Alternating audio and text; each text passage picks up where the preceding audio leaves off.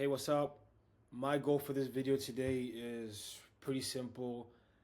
I want to explain to you the process that I would take to sell a $25,000 package if I only had my phone number. Basically, meaning if I only had like a phone, okay? How I'd go by doing that. Obviously, the first thing is I would really want to understand who my ideal client profile is. Who am I going to be targeting?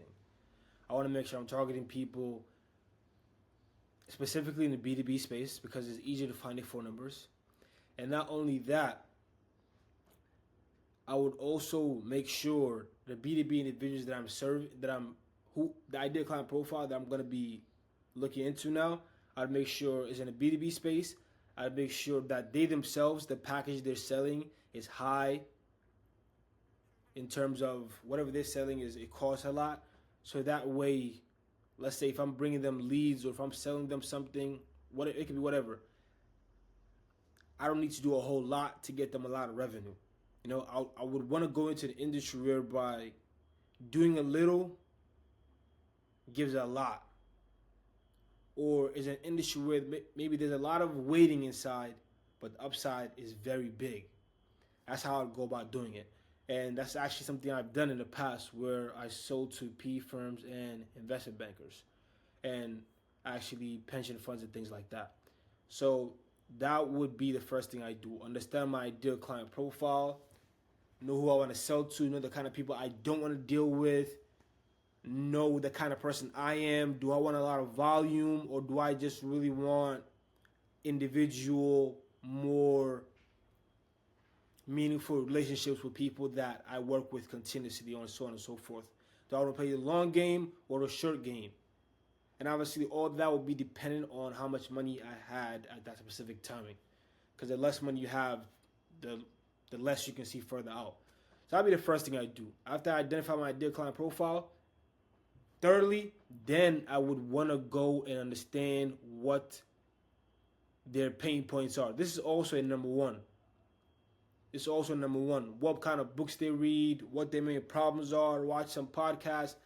That's one thing you do, and stop there. But I personally, not only would I do that, I would actually also scrape a quick list, at least for the week or for that day, and I call them up with a hypothetical script that I just made up within the past 30 minutes.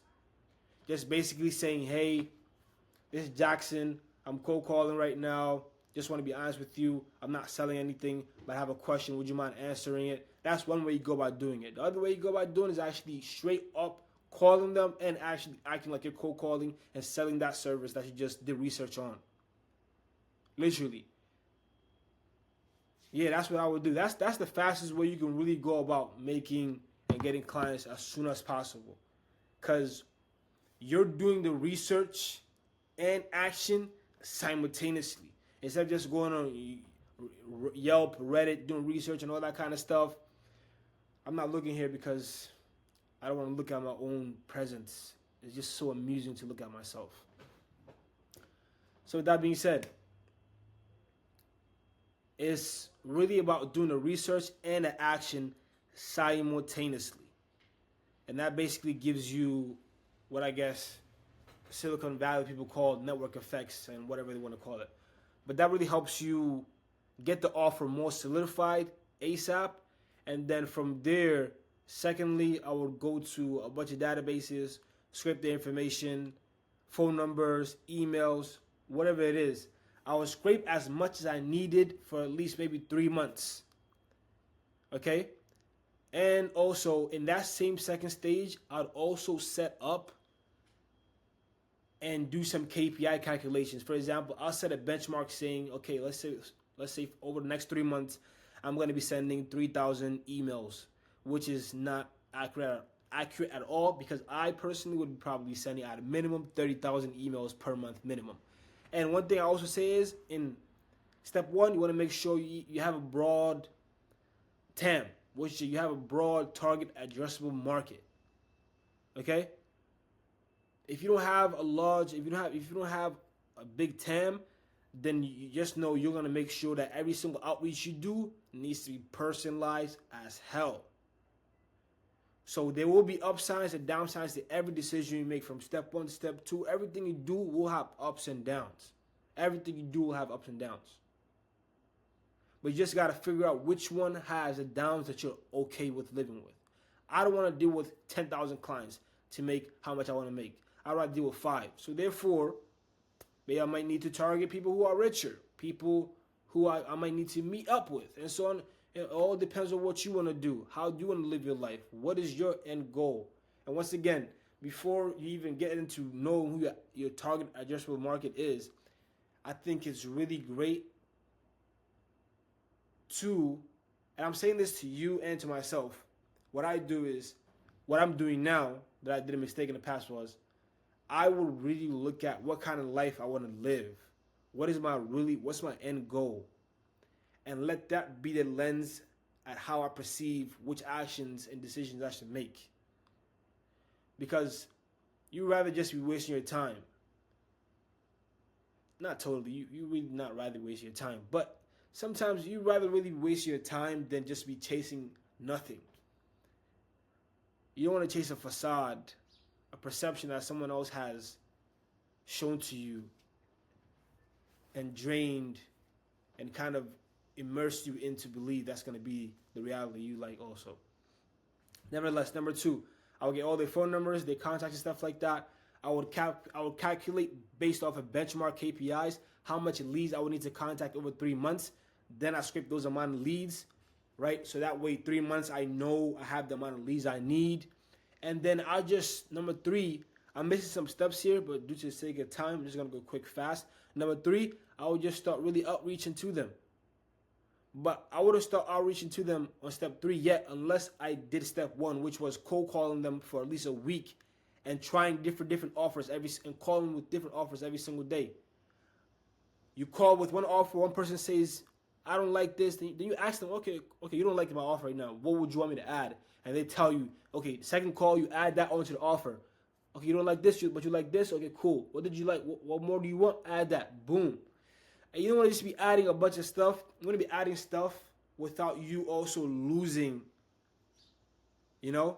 because sometimes they can tell you to add some stuff and they don't really care about it. It's your job to make sure you're hearing what's always being said. And then also, what I will say is on the third step, which I'm kind of jumping around, the third step, you want to make a crazy sales page that kind of really answers all their questions, has all the FAQs. Like, this is literally common sense. Like, you'd be thinking what you're doing. For example, let me show you something, right? Let's go to Ray-Ban Meta glasses. Okay, let's go here. Like, if you go, let's this right here. If you go to the bottom here, I want the other day here. Oh, they don't have a lot today. Okay, here. Okay, here you go. Where's the rest? But yo, the other day, I don't know. I came over here. I was looking through this stuff. And the amount of FAQs Meta had just for one product just showed me that, yes, this is why I was getting a lot of people show up to my calls happy and understanding my product. It's because I answered literally all their questions before they got on the call with FAQs, videos, and emails.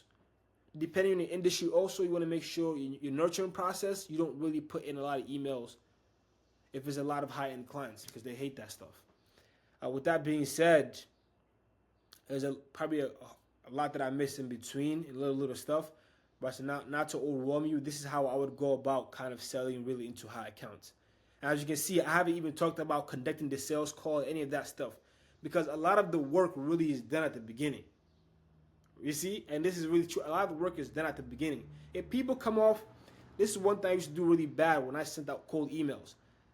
My first impressions threw people off. The email sequences, the things that the website, the font, first impressions, all that stuff matters.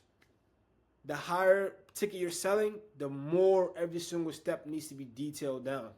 Not in a crazy way. Obviously, you're selling to people still. But in a way that at least, you can iterate on and someone's first impression is not going to be like, what the hell is this, With that being said, this is me.